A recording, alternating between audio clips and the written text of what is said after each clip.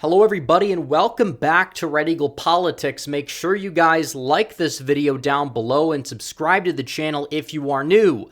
So, the 2024 cycle is officially in full swing. Last night we had the first Republican presidential debate, which we're going to talk about in this video.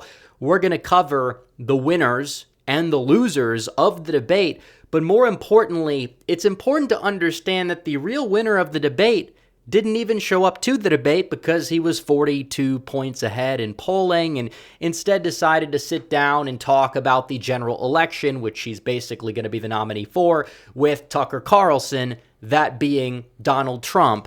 And not only did it necessarily get more viewers than the debate overall, which again, I couldn't find an exact number of people that saw the debate. There definitely are conflicting numbers. It probably was less than the Republican debate viewership in 2015, the first one, which got like around 24 million.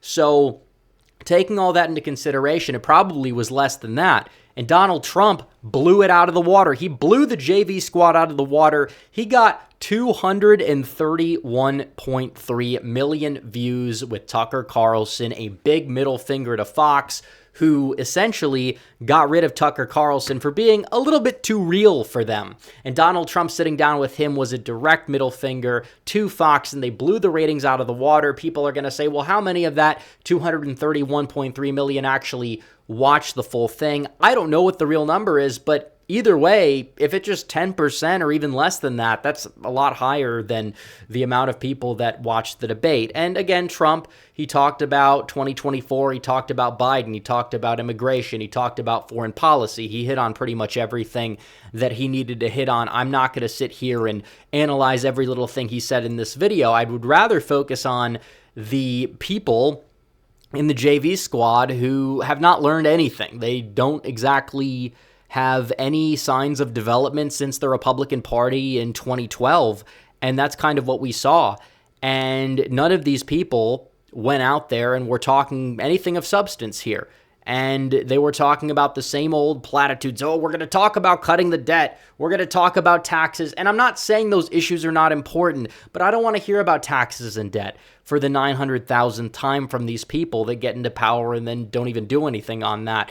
I want to hear about how are you going to restore the American dream? How are you going to give the future generations of this country the opportunity to grow up in a thriving society the way that our parents and to a much larger extent our grandparents did? None of these people are saving America.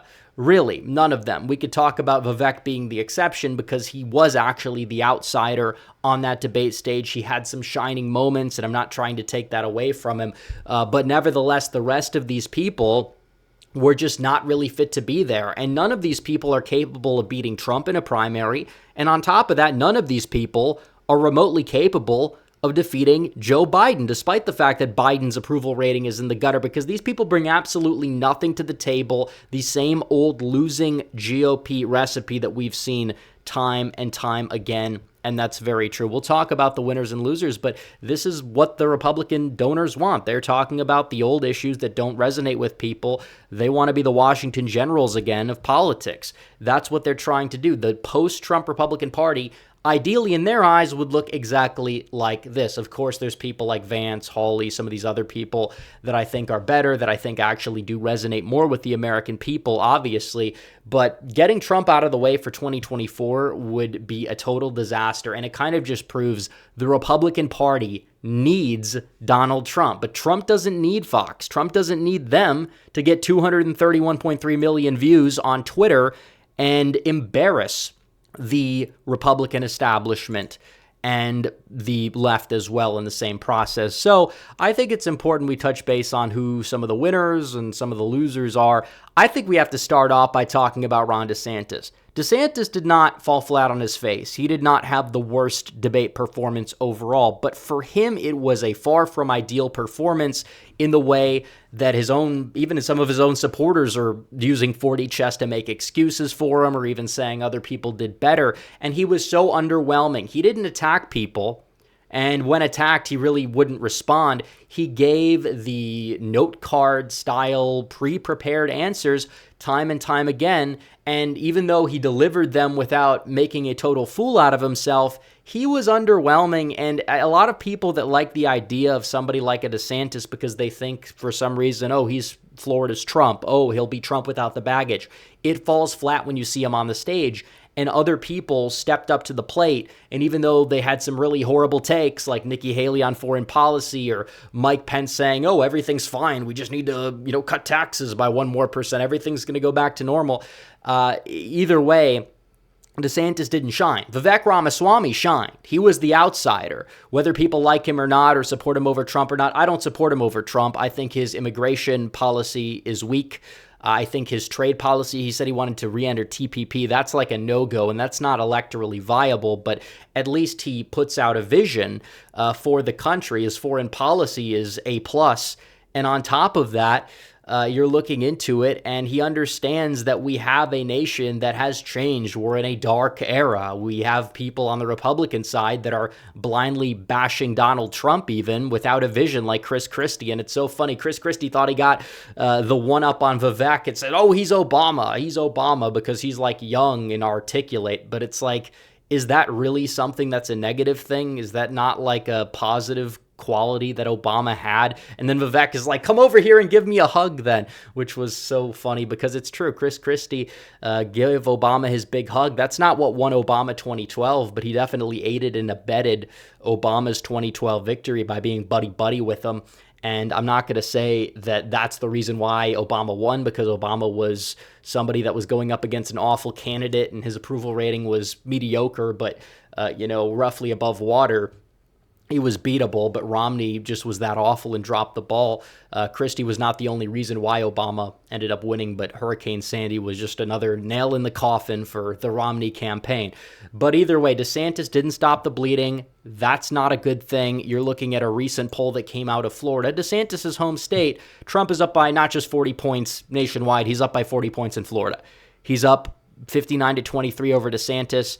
DeSantis is in third place in other states. He may be in third place nationally because Vivek had such a shining moment and he attacked, Haley and Pence. They were attacking him. Oh, he's too young and too America first on foreign policy. It's like, really? You think that's going to win over voters? It's like the GOP just trashes young people time and time again, and then they wonder why they can't win among younger voters, despite polls showing that, typically young men who don't even turn out tend to lean more conservative than liberal recently. They don't know how to capitalize on that. They keep losing.